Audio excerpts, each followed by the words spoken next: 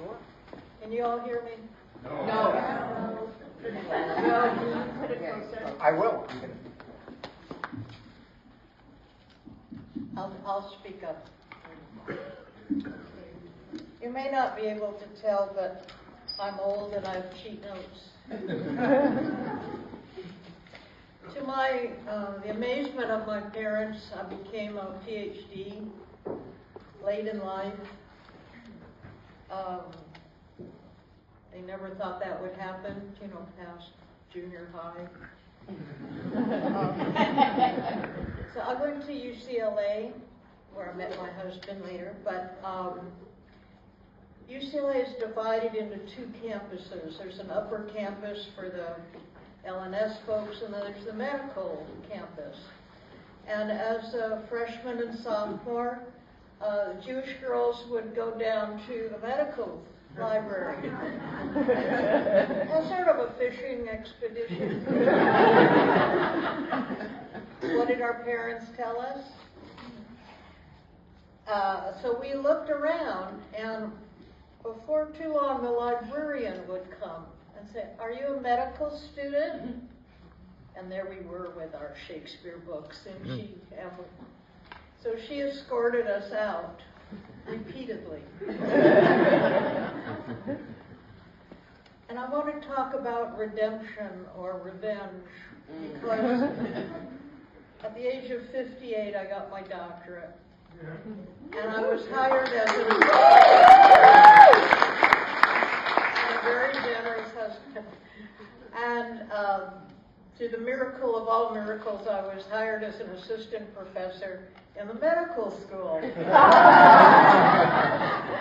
And every day I had joy of going into the medical library and the librarian saying, "Dr. Meltzer, is there something I can help you with?"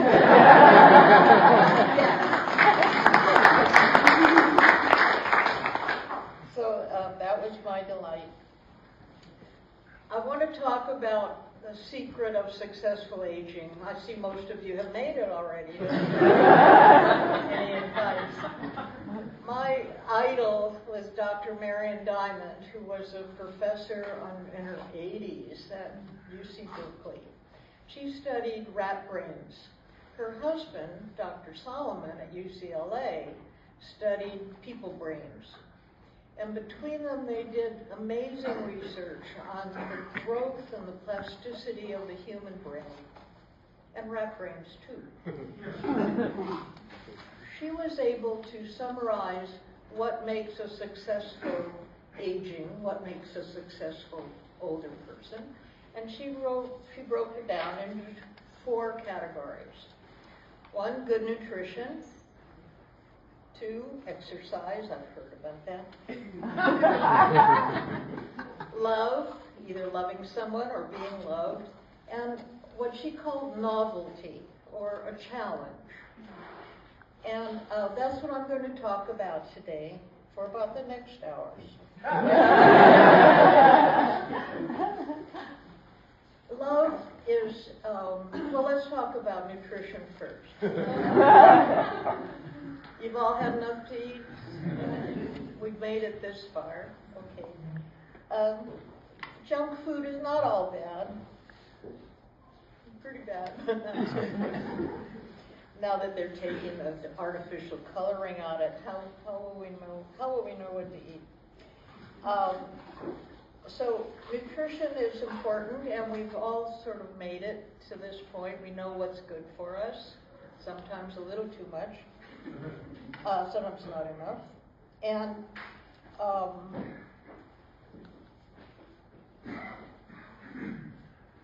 let's talk about exercise. There's all kinds of exercise. You can walk across the street, and that counts. Or you can hike up in the mountains, or do something really strenuous on something with a motor, and feel really good about it. I try walking across the street. The third category that Dr. Diamond mentioned was love. And love changes over the years. I remember being in the 3rd grade, and Harvey Epstein was in love with me. He used to give me a ride home on his bicycle handlebars. But when I rejected his encounters, he threw dirt clods at me. And I knew it was true love. As you get older, you become a teen and you hold hands, and that's very sweet. And then when you get older, sometimes you marry a person. And sometimes you lose that person through divorce or desertion or death. And you have to look for a new partner. And as an older person, there are many ways to do that. You talk to your friends, you talk to your kids, and you can put an ad in a classified ad for a new partner. And sometimes that's successful. I have experience of, I had to do that. And the critical thing for me was that I used to be 6'4". And I lost some height. And I know that some men do also lose some height. And so I thought that was critical in my ad, for the classified ad, to say, mature, pleasant woman, formerly 6'4", now 4'11", looking for a gentleman who's at least 5'4", and would like to find love in his life. And I received many responses. So that was exciting, and I met some very nice people.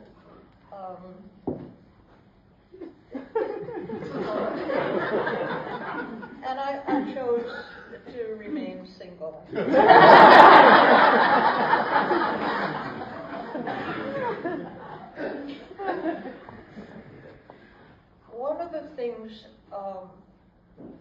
One of the people that I love is my Uncle Harry. Uncle Harry lives here in the D.C. area, and he found that he needed a new partial. He's about 75. So he went to the premier dentist in D.C. The dentist said, I can make you a partial. It'll last 40 years. That's how good I am. And Uncle Harry, if you'll forgive me, said, what the hell would I do with something 40 years old? You know, it will outlive me. But he bought it anyway because he had no choice. And he enjoyed it for many years.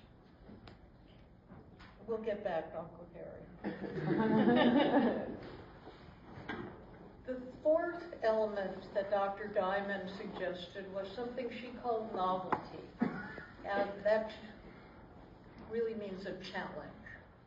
She said, if you do the New York Times crossword puzzle in ink, don't do it anymore.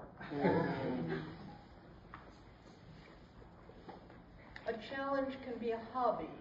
It can be playing bridge and mahjong, which Jewish ladies have done since the 20s. No Chinese ladies do it, actually. But,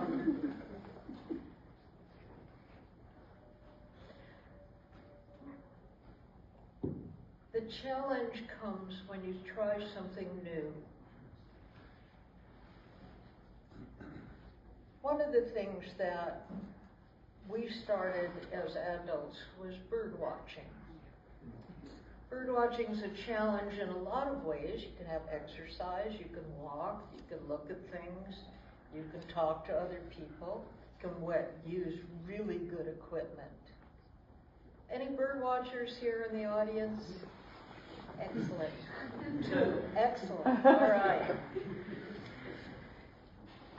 I had the experience of bird watching on the canal some years ago, and I've been doing it for some time. I had about maybe 15,000 birds that I had seen, and I was walking on the canal with my binoculars, and a gentleman approached me, And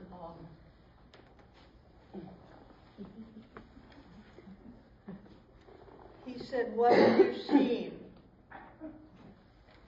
in the standard opening?" I said, "I saw an oriole." "What kind?" "Not a Baltimore, the other kind." "No, you didn't. You couldn't have seen that. It's not here in the spring." As well, it got lost. And then he looked at me and he said, "You got a nice pair."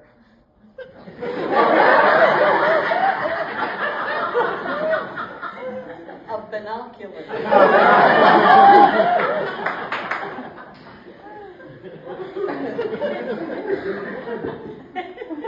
I know.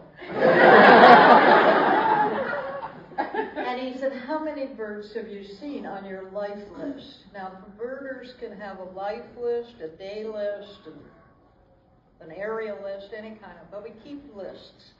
And they're very sincere, because there's nothing at stake.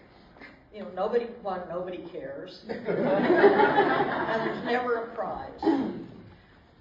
So he said, "How many do you have?" I said, "I have 10,000 birds on my list." And he said,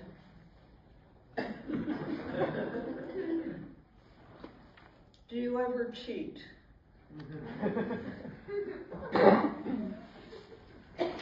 And I think he meant about bird watching. And I said, "Why would I? You know, there's no prize, there's nothing." And then I said, "Do you cheat? You know, like on your income tax, on your wife?" So we ended that conversation. And I don't think he went into birding in a serious way. There are many avenues in which you can find novelty. My husband and I found it novel to live in a condo, and after living in a house for many years, and it's a different life experience. It can be novel. Let's imagine for a minute that you're at the top of the Empire State Building, and you're getting out of the elevator. What do people say to you? Nothing. What happens when you get out of an elevator in your condo? Nothing. Have a nice day. And if you were in junior high, you'd say, "I think I have other plans."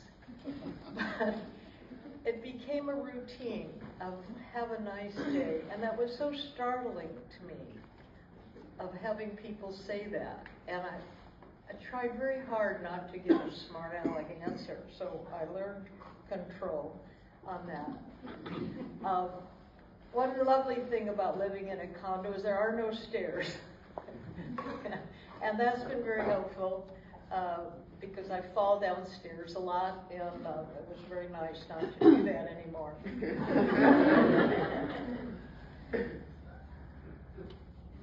I heard a story about someone who was close to death, and she looked up from her hospital bed and found her children walking around her bed, and one had a tape measure, and he was measuring her for her coffin, and the other was on the phone with a swimming pool contractor, and to look about how much dirt they would have to dig up.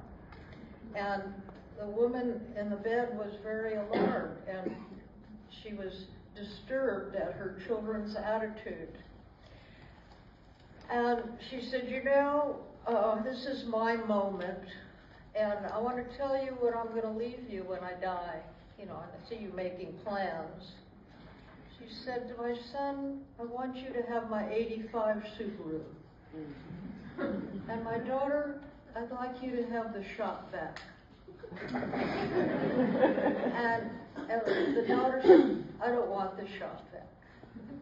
And so the mother said, "Okay, you can have Uncle Harry's partial." So